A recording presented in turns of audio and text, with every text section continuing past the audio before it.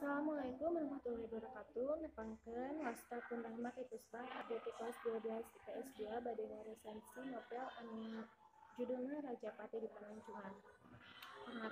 Pangarang Ahmad Bakri, pemedal kibar buku utama. Handle halaman 88, tahun terbit 2010, bulan April. Cetakan kedua. Anu hoyong indit ke Pangandaran teh nyaeta Juju. Manehna Paranci Amis anu centana indit ka Pangandaran. Manehna indit ka Pangandaran ngajakan ka bogohna anu ngaranna Yoyo. Teras Yoyo ngajakan ka babaturana ku sejena ka Uci, ka Sule, ka Dede, sareng ka Tati. Teras kaisukana Juju teh teu diijinan ku kolatna kusabab budak awewe. Teras babaturan Yoyo teh minta izin diijinan ku kolotna asal kedah mawa nonoh nyaeta adi beuteungna Juju. Senena maranehna indit ke Pangandaran naik kareta. Di kareta manehna hendak sareng pemuda nyaeta Mang Iwa. Mang Iwa teh resepen ka nonoh. Manehna kainget budakna anu tos pupus saumuran sareng nonoh. Pupus umur 6 tahun.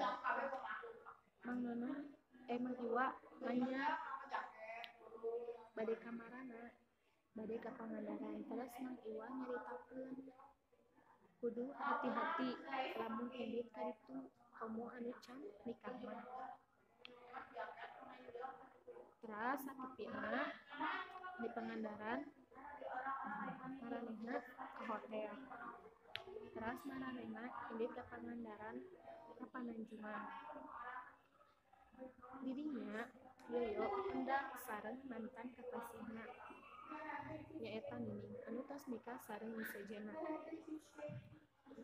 Nining pendak hoyong malikeun Ali anu kubaheula ku Yoyo dibikeun ka manehna kusabab inget wae.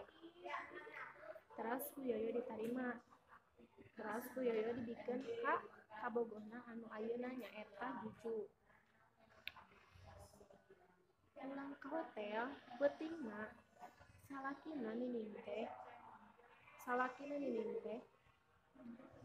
nanyakeun lelepen anu ical.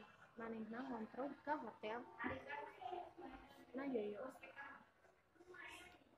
Kusabab nanya teh da ningali diangguk ku Juju ka bogohna Yoyo. Teras manehna maksa eta lelepen eta Ali ameh dibikeun ka Marsidi salakina Nining. Didinya ngabdangkeun kaributan. Teras Marsidi teh kaluar. Yoyo oge kaluar hayang niiskeun. Yoyo cicing ditutulkeun ku Uci jeung ku Sule. Teras kusabab tos peuting Uci jeung Sule mah indit asup ka hotel da arek sare. Kaisukana aya nu minta tulung, aya nu manggihan mayat di jero parahu. Pas ditingali teh nyaeta Marsidi salakina Nining. Pas kitu datang polisi neangan saha pamangkuna. Yoyo ditanyaan ku polisi kusabab manehna apal sareng Marsidi.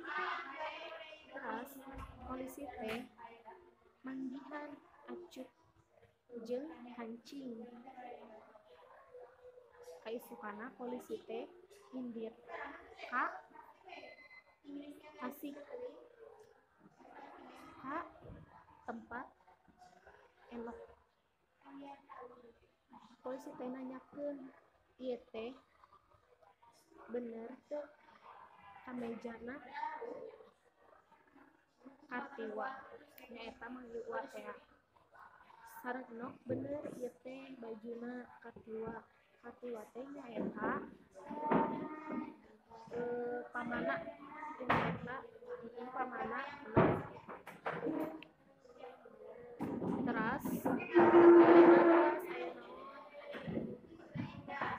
aya naon Kartiwa teh, ceuk polisi Kartiwa teh pupus.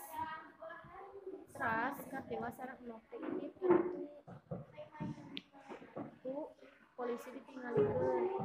Ceuk Enok teh naha dengan ieu Marsidi lain Kartiwa, ceuk polisi teh. Ibu apal sareng Marsidi? Nya Marsidi teh nyaeta anu teu tanggung jawab ke abdi. Teras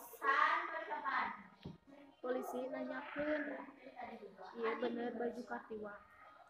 Teras Enok manggihan Kartiwa, yen bener anu ngabunuh teh nyaeta Kartiwa, basa peuting-peuting tea. Saentos Marsidi kaluar riributan sareng Yoyo. Polisi bisa mendakan ka Tasik teh kusabab asalna polisi hayang mastikeun saha nu ngabunuh Marsidi teh. Polisi teh ngalacak baju anu dipanggihan tea, nyaeta tamu-tamu ge ditingalian bajuna, yen nyaeta aya baju Kartiwa jeung mendakan serat tea, mendakan serat anu nyaeta tujuanna ti Enok ka Marsidi anu tos pupus. Yen anu ngabunuh teh nyaeta Kartiwa, kusabab manehna minta tanggung jawab. Tos ngahanelan Enok jeung teu tanggung jawab. Niatna mah ngomong baik-baik, ngan Kartiwa teh panasan jeung nepikeun gelut jeung didinya anu eleh teh Marsidi anu maot.